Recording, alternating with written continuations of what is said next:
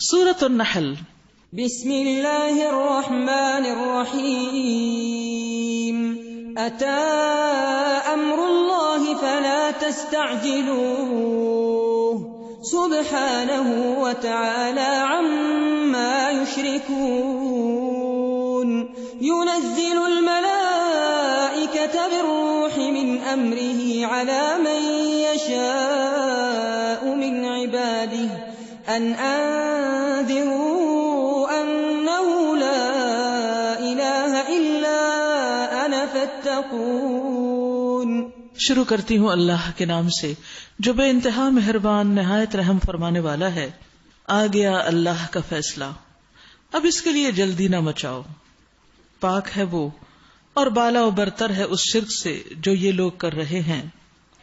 وہ اس روح کو اپنے جس بندے پر چاہتا ہے اپنے حکم سے ملائکہ کے ذریعے نازل فرما دیتا ہے، اس ہدایت کے ساتھ کہ لوگوں کو آگاہ کر دو میرے سوا کوئی تمہارا معبود نہیں، لہذا تم مجھی سے ڈرو۔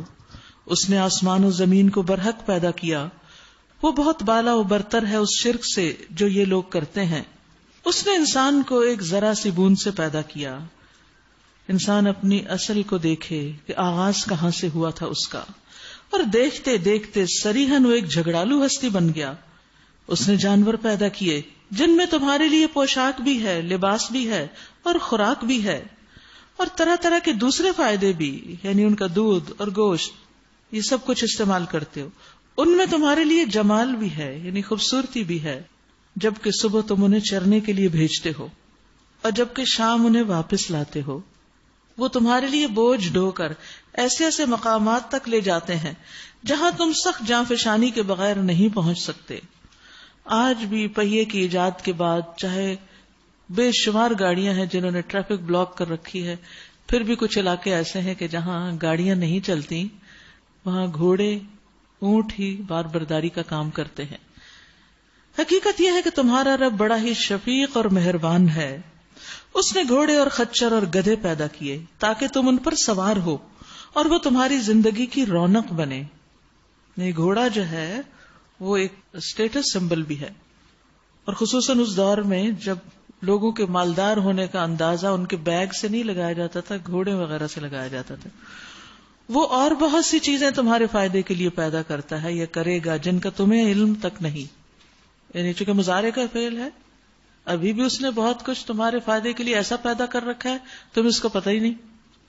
آپ دیکھیے کہ اللہ کا فضل ہے کہ ہمارے ملک میں ہر طرح کی چیزیں اگتی ہیں جس میں بے شمار جڑی بوٹیاں بھی ہیں، لیکن ہم نے کبھی غور نہیں کیا کہ یہ کس فائدے کی ہیں۔ ریسرچ کا حق ہی ادا نہیں کیا کہ اللہ نے یہ چیزیں جو اتنی اگا رکھی ہیں، ہمیں ان کے خزانے دے رکھے ہیں، یہ آخر کیوں اگائی گئی ہیں، یہ ہمارے ملک میں کیوں پیدا ہو گئی ہیں، یہ چیزیں ہمارے راستوں میں کیوں اگی ہوئی ہیں۔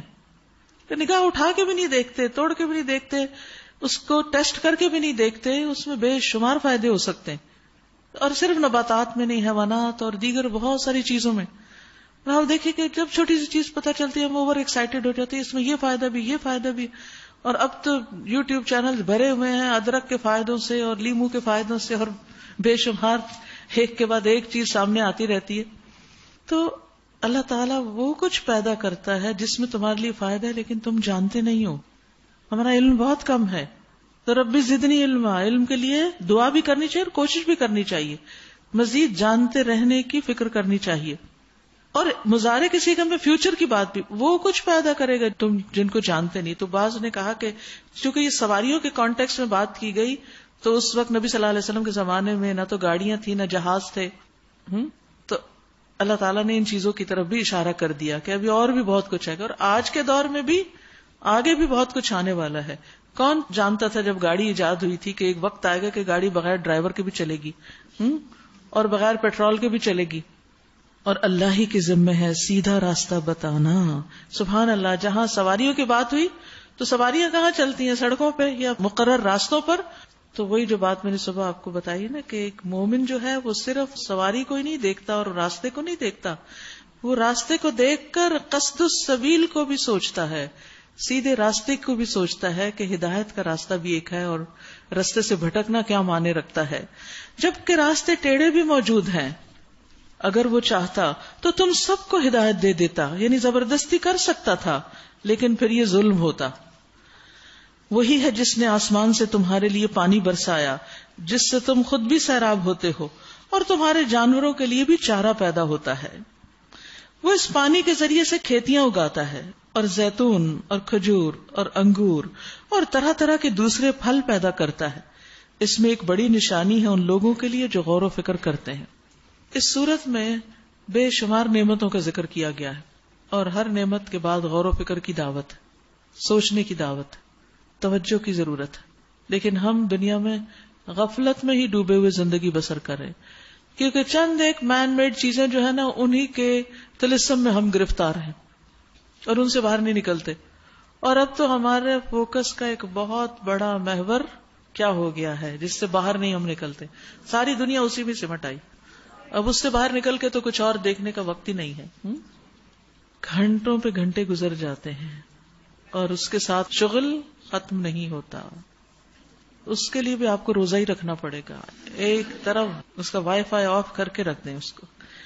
وَسَخَّرَ لَكُمُ اللَّيْلَ وَالنَّهَارَ، اور اس نے تمہاری بھلائی کے لیے رات اور دن کو اور سورج اور چاند کو مسخر کر رکھا ہے، اور سب تارے بھی اسی کے حکم سے مسخر ہیں۔ اس میں بہت نشانیاں ہیں ان لوگوں کے لیے جو عقل سے کام لیتے ہیں۔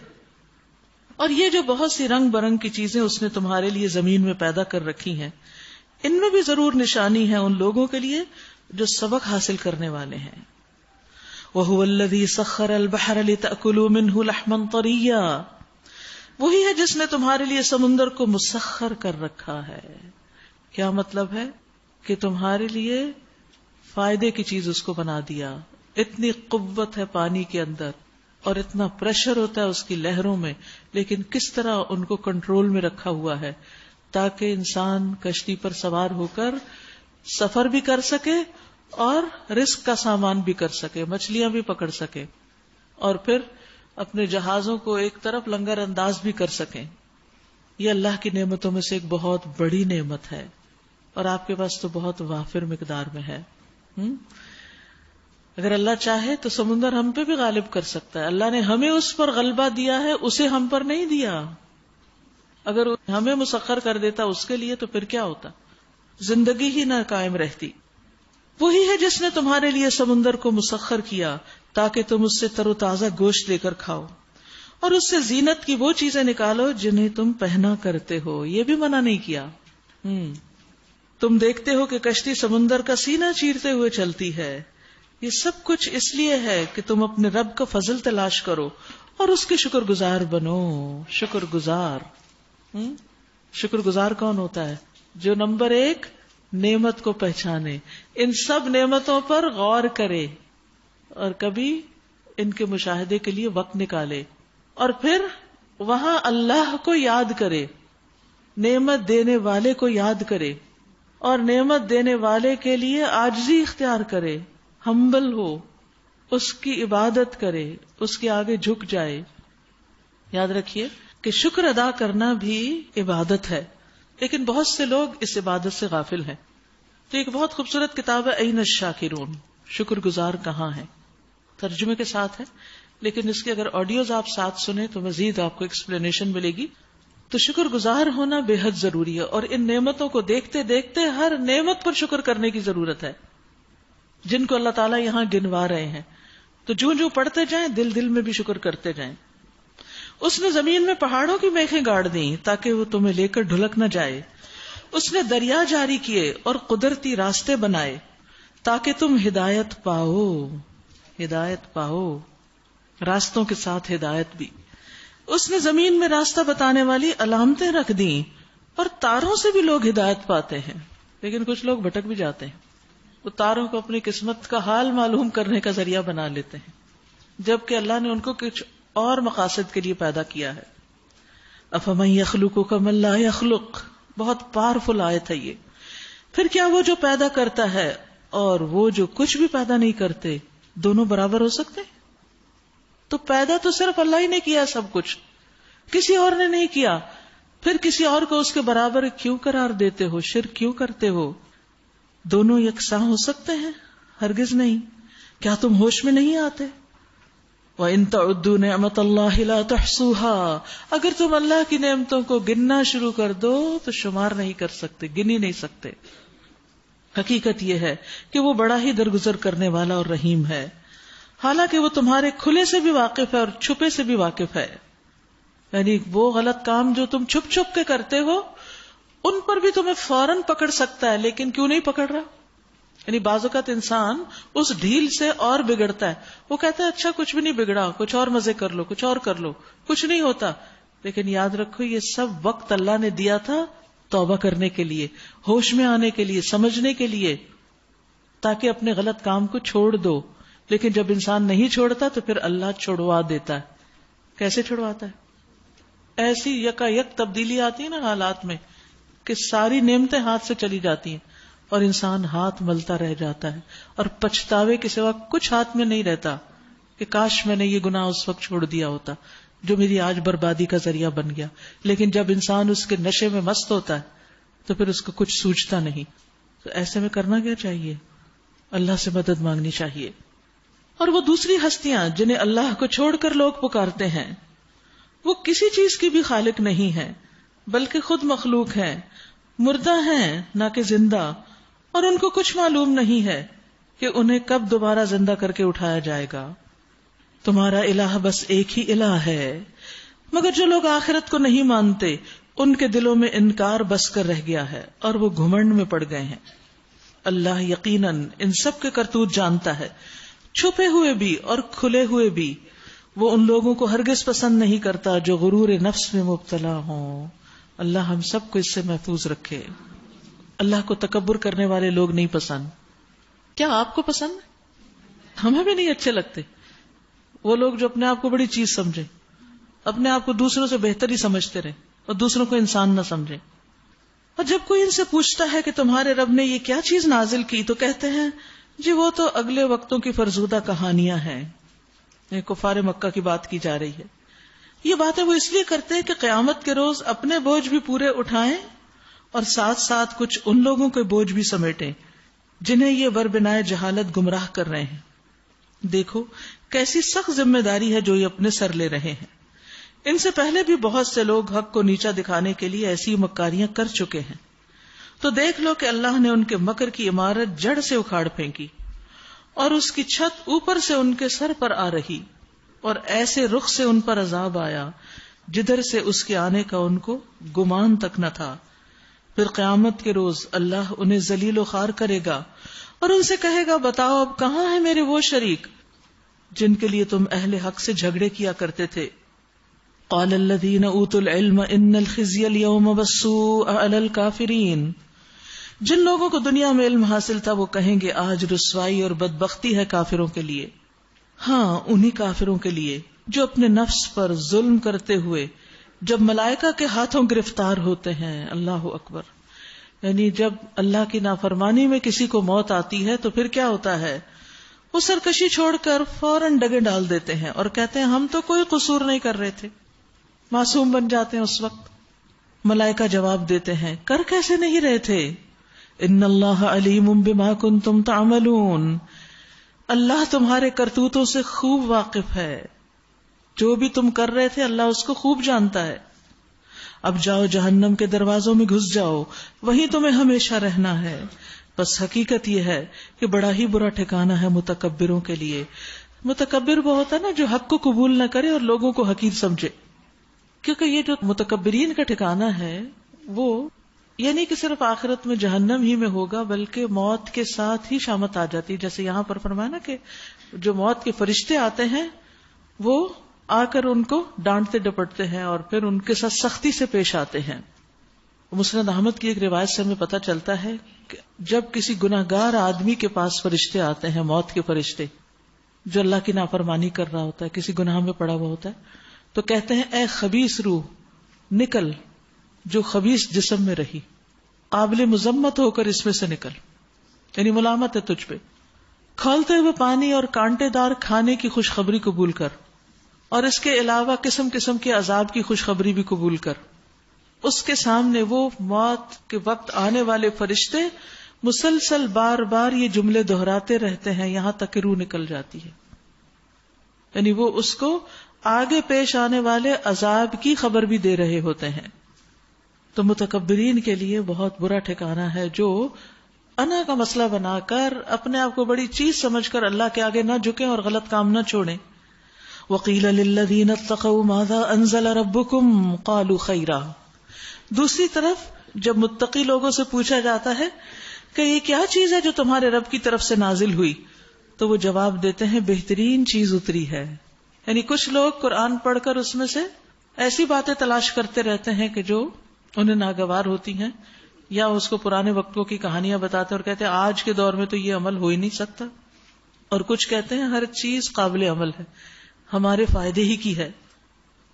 اس طرح کے نیکوکار لوگوں کے لیے اس دنیا میں بھی بھلائی ہے. یہ پازیٹیو مائنڈیڈ پیپل ہیں جو قرآن میں بھی خیر تلاش کرتے ہیں اور قرآن سے باہر بھی پھر ان کو خیر نظر آتی ہے. ایسے لوگوں کے لیے دنیا میں بھی بھلائی ہے، اور آخرت کا گھر تو ضرور ان کے حق میں بہتر ہے. بڑا اچھا گھر ہے متقیوں کا. وَلَنِعْمَ دَارُ الْمُتَّقِينَ. کیسا گھر؟ جنات عدن يدخلونها تجری من تحتها الانہار. دائمی قیام کی جنتیں جن میں وہ داخل ہوں گے، نیچے نہریں بہ رہی ہوں گی، اور سب کچھ وہاں عین ان کی خواہش کے مطابق ہوگا. سبحان اللہ. یعنی جنت کی سب سے بڑی مزے کی بات یہ ہے کہ انسان کی ساری خواہشات پوری ہوں گی. جس چیز کی وہ تمنا کرے گا وہ اس کے سامنے آ جائے گی. اور یہی آخرت کی حسنہ ہے، آخرت کی بھلائی ہے. ہم کہتے ہیں نا وَفِي الْآخِرَةِ حسنہ. وہاں سب کچھ ان کی عین خواہش کے مطابق ہوگا. یہ جزا دیتا ہے اللہ متقیوں کو. یاد رکھیے دنیا میں انسان بہت سی چیزوں کی خواہش رکھتا ہے لیکن وہ خواہشات پوری نہیں ہو سکتی. وہ کہتے ہیں نا کہ خواہشیں اتنی کہ ہر خواہش پہ دم نکلے. بہت نکلے میرے ارمان پھر بھی کم نکلے. جتنی بھی پوری ہو جائے وہ بھی تھوڑی لگتی ہیں یہاں. لیکن وہاں کیا ہوگا؟ وَلَكُمْ فِيهَا مَا تَشْتَهِي أَنفُسُكُمْ وَلَكُمْ فِيهَا مَا تَدَّعُونَ نُزُلًا مِّن غَفُورٍ رَحِيمٍ. وہاں تم غفور الرحیم کے مہمان ہوگے. وہ کیسی مہمانی کرے گا؟ تمہاری ہر خواہش پوری کر دے گا. وہاں تمہارا جو جی چاہے گا تمہیں ملے گا، اور جو کچھ مانگو گے وہ تمہارا ہوگا، تمہاری ملکیت ہو جائے گا. انسان جس طرح کا بھی کھانا چاہے گا وہ فوراً اس کو مل جائے گا. آج آپ اچھے سے اچھے ریسٹورینٹ میں چلے جائیں، کیا ہوتا ہے؟ فوراً کھانا مل جاتا. ویٹ کرنا پڑتا ہے. پہلے تو ویٹر کا ویٹ کرنا پڑتا ہے، پھر کھانے کا ویٹ کرنا پڑتا ہے.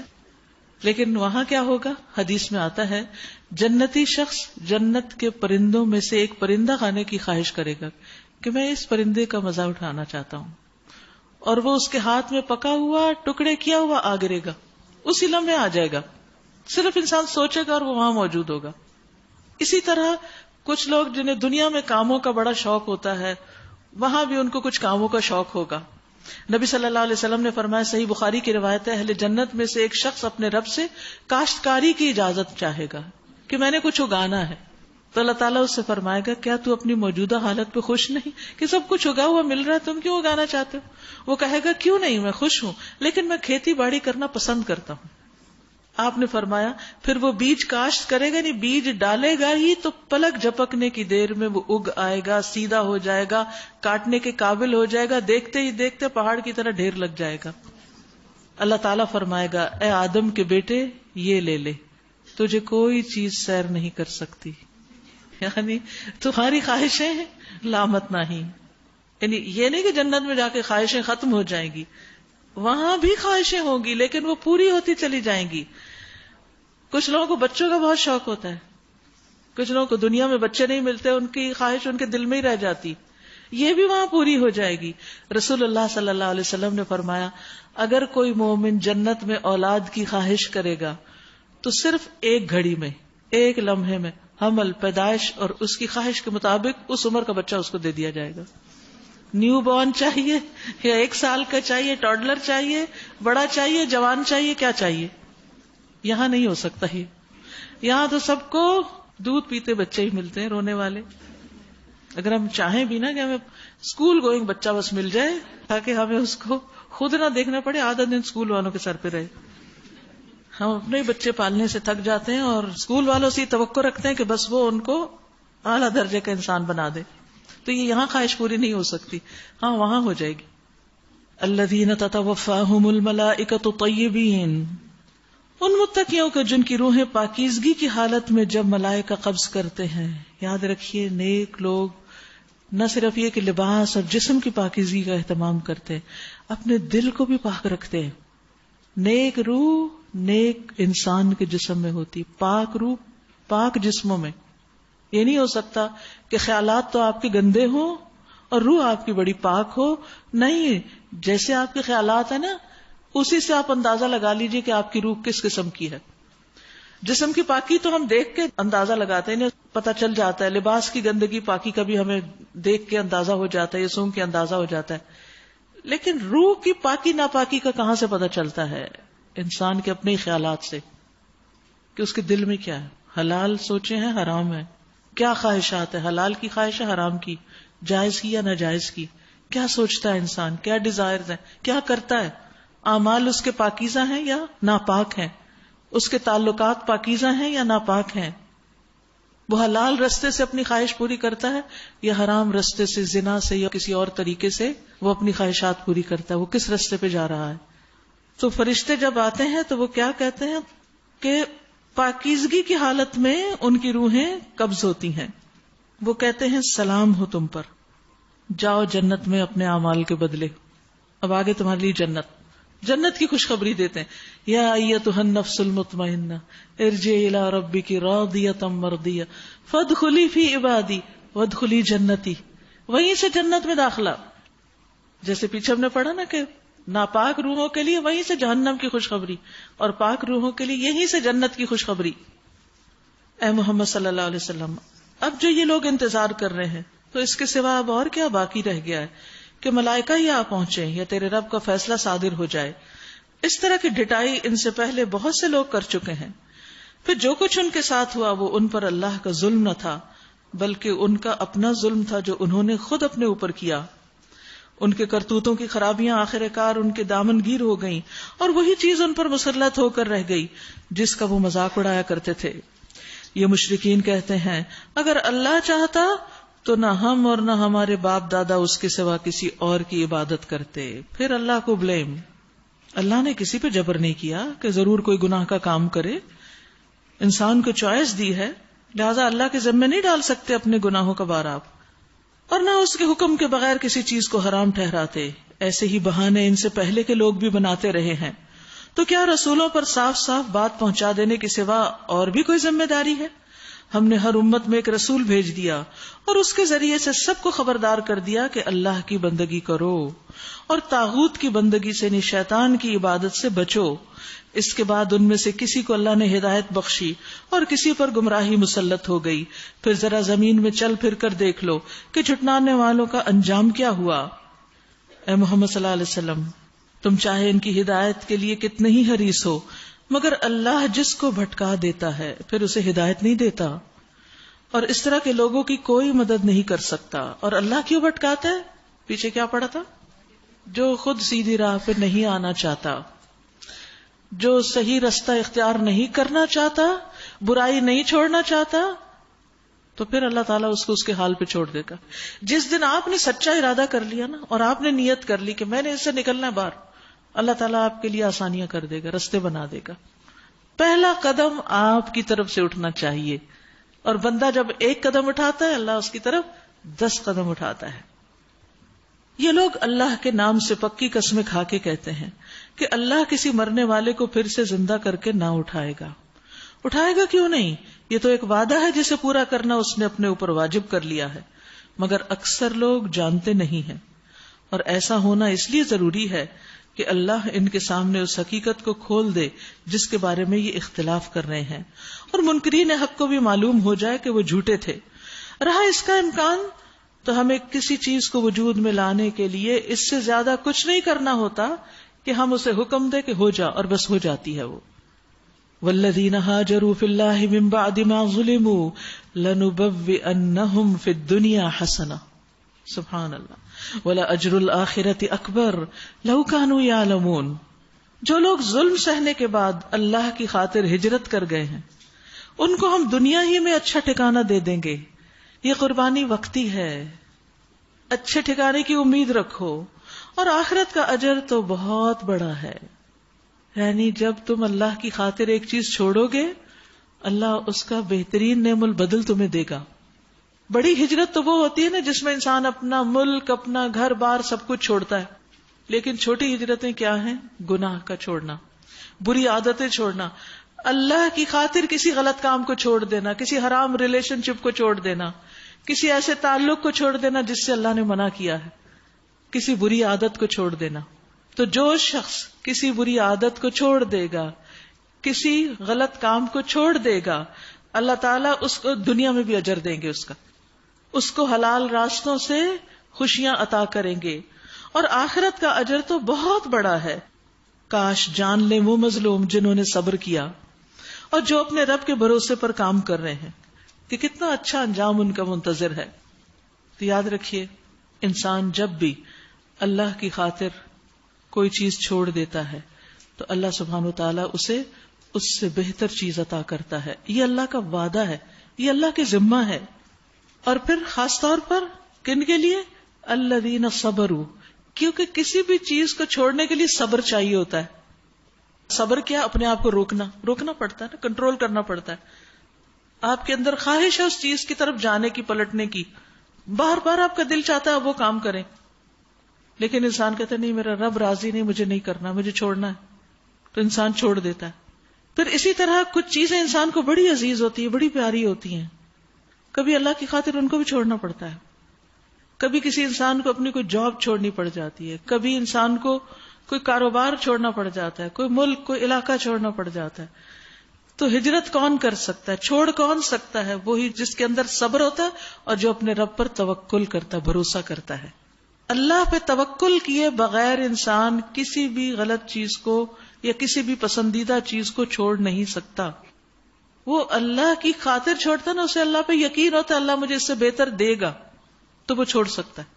ظاہر ہے کسی بھی عادت کو چھوڑنے کے لیے، کسی بھی برائی، کسی بھی چیز کو چھوڑنے کے لیے کوئی موٹیویشن چاہیے نا. کیوں چھوڑیں؟ جب کسی کو بتایا جاتا ہے کہ اس سے بہتر ملے گا، آپ نے دیکھا چھوٹے بچے کوئی چیز ہاتھ میں خطرناک پکڑ لیتے نا، تو آپ ان سے ایسے تھوڑی لیتے ہیں کھینچ کے. چھری پکڑی ہوئی تو آپ کیسے لیں گے؟ آپ کیا کرتے ہیں؟ آپ ان کو کوئی اور ان کی پسند کی چیز دکھاتے ہیں، یہ دیکھو، تو وہ کیا کرتا ہے؟ آسانی سے وہ چیز چھوڑ دیتا ہے اور وہ اس چیز کی طرف آ جاتا ہے. اپنی عادت چھڑانی ہو، ہمیں کوئی قربانی کرنی ہو، یا ہمیں بچوں کی تربیت میں کوئی ایسی چیز اختیار کرنی ہو، تو اس کے لیے اس چیز سے بہتر چیز اس کو دکھائیں جو اس کے پاس ہے. اللہ سبحانہ و تعالیٰ مسلسل ہمیں یہی یقین دہانی کراتے ہیں کہ وَلَأَجْرُ الْآخِرَةِ أَكْبَرُ، دنیا میں بھی دوں گا، لیکن دنیا میں سب کچھ نہیں ملا کرتا. کچھ وہاں کے لیے چھوڑ دو جو ہمیشہ کے لیے ہے، تو وہاں بہت کچھ ملے گا.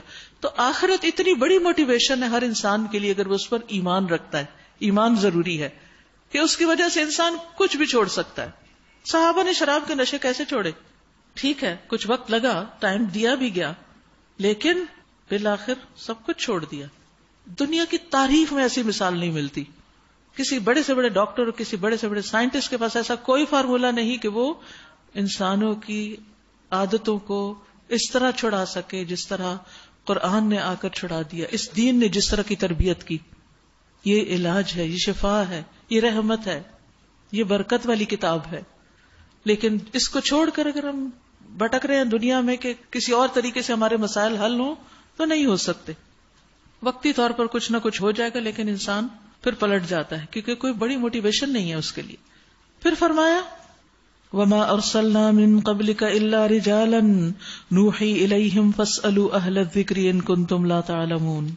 اے محمد صلی اللہ علیہ وسلم، ہم نے آپ سے پہلے بھی جب کبھی رسول بھیجے، آدمی ہی بھیجے، مرد ہی آئے، جن کی طرف ہم اپنے پیغامات وحی کیا کرتے تھے.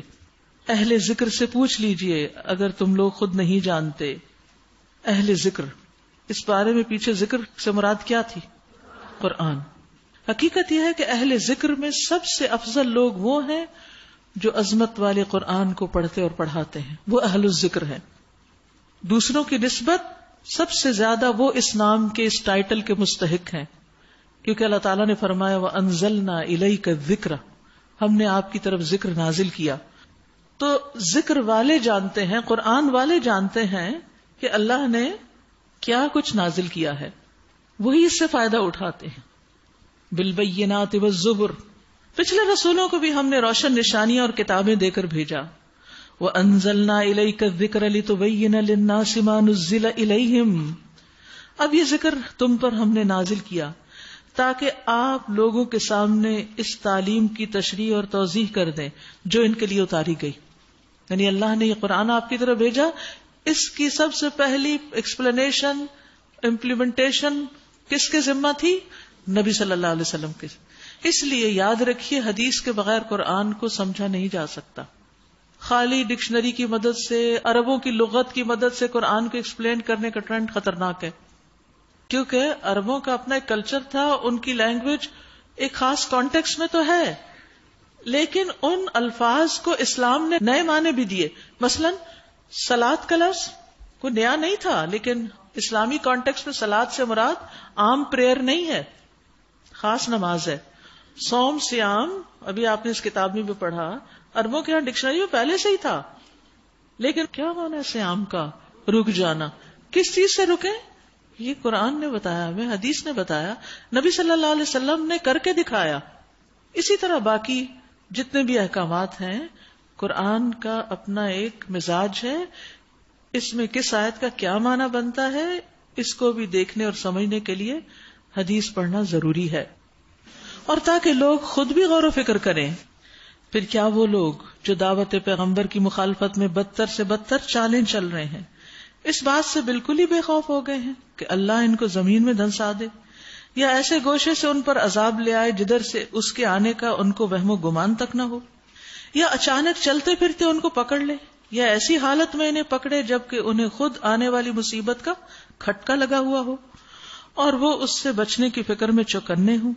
وہ جو کچھ بھی کرنا چاہتے ہیں یہ لوگ اس کو عاجز کرنے کی طاقت نہیں رکھتے. حقیقت یہ ہے کہ تمہارا رب بڑا ہی نرم خو اور رحیم ہے. اور کیا یہ لوگ اللہ کی پیدا کی ہوئی کسی چیز کو بھی نہیں دیکھتے کہ اس کا سایہ کس طرح اللہ کے حضور سجدہ کرتے ہوئے دائیں بائیں گرتا؟ اسی سے سبق لے لے انسان اور سجدے میں پڑ جائے.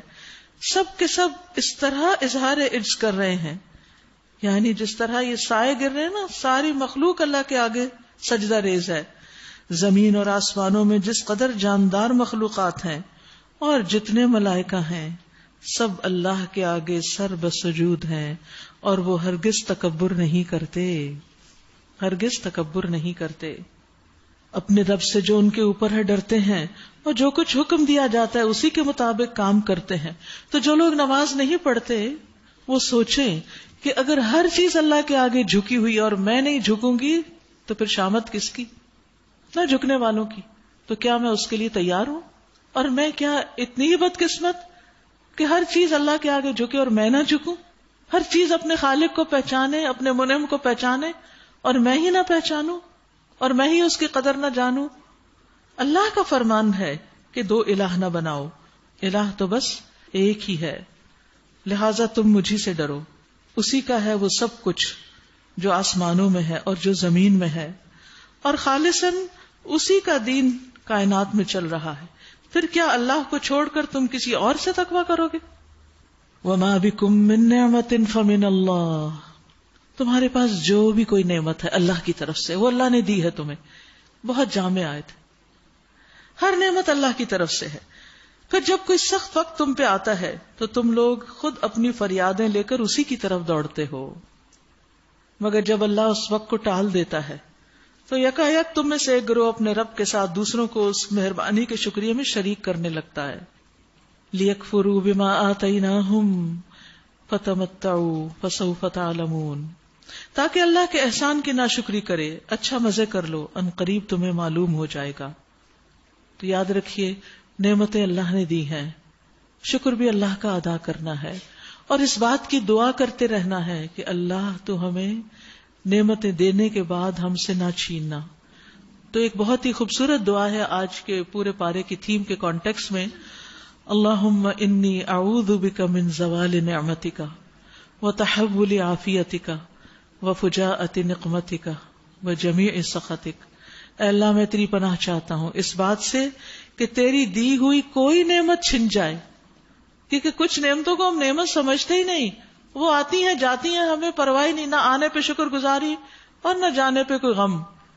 تو شکر گزار نعمتوں کو پہچان والی نگاہ رکھتا ہے اور پھر دعا کرتا ہے کہ اللہ کوئی نعمت چھن نہ جائے یا تیری دی ہوئی عافیت پلٹ جائے، میں اس سے بھی تیری پناہ چاہتا ہوں، یا کوئی ناگہانی عذاب آ جائے اور تیرے تمام غصے سے تیری پناہ چاہتا ہوں. تو یہ قرآنی اور مسنون دعاؤں کی کتاب، اس میں یہ دعا لکھی ہوئی ہے. اس دعا کو کثرت سے مانگنا چاہیے ہمیں کہ اللہ جو بھی نعمتیں ہیں ان کو ہم سے لینا نہیں، چاہے صحت ہے، دولت ہے، بچے ہیں، گھر ہے، شوہر ہے، جو کچھ بھی ہے، اللہ ان نعمتوں پہ زوال نہ آئے ہمارے گناہوں کی وجہ سے، یہ محفوظ رہیں. یہ لوگ جن کی حقیقت سے واقف نہیں ہیں ان کے حصے ہمارے دیے ہوئے رزق میں سے مقرر کرتے ہیں.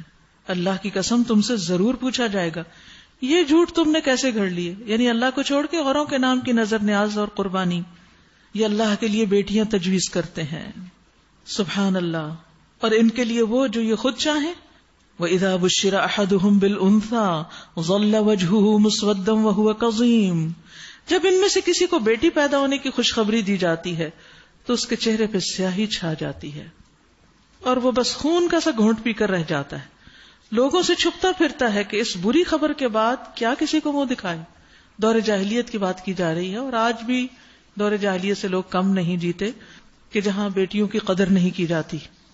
ان کا حال کیا ہے؟ وہ بیٹی کے ہونے کو باعث ذلت سمجھتے تھے. سوچتا ہے ذلت کے ساتھ بیٹی کو لیے رہے یا مٹی میں دبا دے. اس دور میں مٹی میں دباتے تھے، اب ابارشن کرا دیتے ہیں. ایک دوسرا طریقہ ڈھونڈ لیا گیا ہے عورت کو یا لڑکی کو قتل کرنے کا، اس پہ ظلم کرنے کا. دیکھو کیسے برے حکم ہیں جو یہ اللہ کے بارے میں لگاتے ہیں. یعنی کیسے فیصلے کرتے ہیں، یہ اللہ کے فیصلوں کو مانتے کیوں نہیں. بیسیکلی تو یہ کفار قریش یا مشرکین کا طرز عمل تھا، تو جو ان کی پیروی کرے وہ بھی خسارے میں ہے. اللہ جس کو چاہتا ہے بیٹے دیتا ہے، جس کو چاہتا ہے بیٹیاں دیتا ہے، جس کو چاہتا ہے دونوں دیتا ہے، جس کو چاہتا ہے کچھ نہیں دیتا. یہ اللہ کے فیصلے ہیں. اللہ سبحانہ و تعالیٰ کے ہر فیصلے کو قبول کرنا ایمان کا حصہ ہے. مومن اللہ کے فیصلے قبول کرتا ہے. یہاں کافر کی بات ہو رہی ہے، وہ نہیں قبول کرتا. وہ کہتا ہے یہ کیا ہو گیا میرے ساتھ، بیٹی کیوں پیدا ہو گئی. وہ اس پہ ناراض ہے، اس کو باعث ذلت سمجھ رہا ہے، وہ اس کو قتل کرنے کی بات سوچ رہا ہے. لیکن مومن اللہ کی تقسیم پہ راضی ہوتا ہے. وہ سمجھتا ہے میرے فیصلوں سے بہتر فیصلے اللہ کے فیصلے ہیں. اور کئی دفعہ ایسا بھی ہوتا ہے نا کہ بیٹیاں بیٹوں سے زیادہ فائدہ مند ہوتی ہیں یا نہیں. کتنی خدمت گزار، غم گسار اور کتنی مددگار ثابت ہوتی ہیں. رسول اللہ صلی اللہ علیہ وسلم نے فرمایا بیٹیوں کو برا نہ سمجھو کیونکہ وہ انتہائی قیمتی اور غم خار ہوتی ہیں. دے آر ویری پریشیس، اور وہ غم بانٹتی ہیں. ایک بیٹی کو جب پتہ چلتا ہے کہ ماں کی طبیعت خراب ہے تو اس کے دل کا حال کیا ہوتا ہے. اور بیٹا جو اسی گھر میں ہوتا ہے اپنے بیڈ روم سے ماں کے پاس آ کے حال بھی نہیں پوچھتا. جو دور بیٹھی غم کھا رہی ہے، ایک قریب بیٹھے کے کان پہ جو نہیں رینگتی. سب کا حال نہیں ایسے، لیکن بہت دفعہ ایسے بھی ہوتا ہے.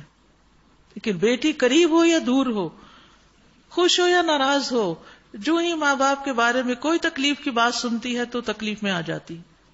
تو اس کو تو ہم پسند نہیں کرتے، اور جو چیز دنیا کی رونق اور زینت ہے اس کے پیچھے جاتے ہیں. تو اس طرز عمل کی بھی اصلاح کی ضرورت ہے، کیونکہ یہ جاہلانہ طریقہ ہے بیٹیوں کو ناپسند کرنا. اور پھر خصوصاً خواتین خود عورت ہوتے ہوئے ایک عورت کو پسند نہیں کرتے.